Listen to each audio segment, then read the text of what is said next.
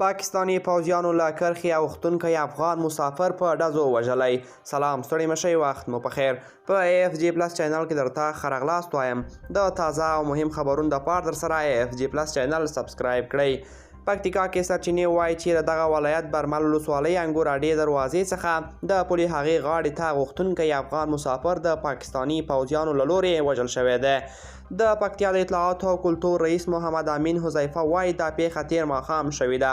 د نوموړي په خبره دغه افغان مسافر مړی د پاکستاني پوځیانو له لورې طالب سرتیرو ته سپارل شوی دی.